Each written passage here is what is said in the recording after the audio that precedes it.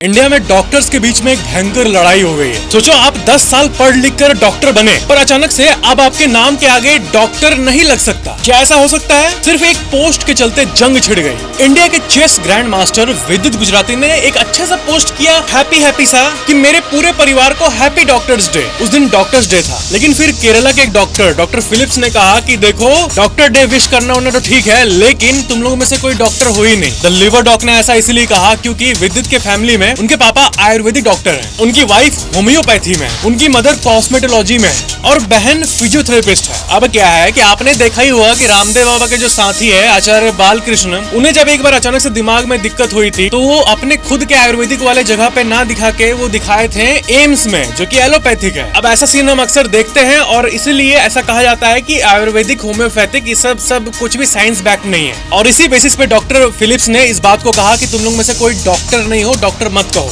लेकिन क्या ऐसा बोलना ठीक है? देखो, सच्चाई ये है कि जो मॉडर्न मेडिसिन, जो आप टैबलेट खाते हो ना गप, वो मॉडर्न मेडिसिन का दुनिया शुरू हुआ था 1804 के आसपास। और क्या 1800 के पहले का इतिहास नहीं था?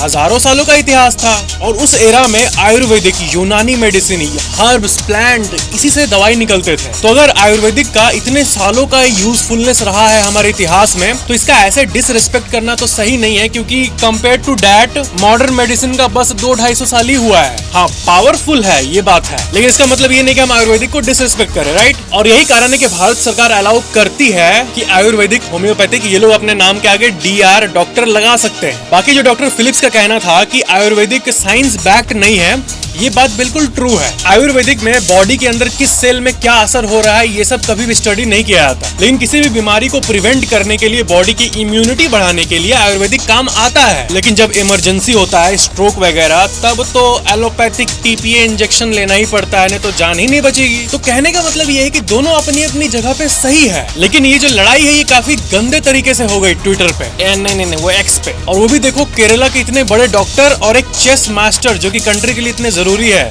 उनके बीच में। व्हाट? लाइक सब्सक्राइब जरूर करना।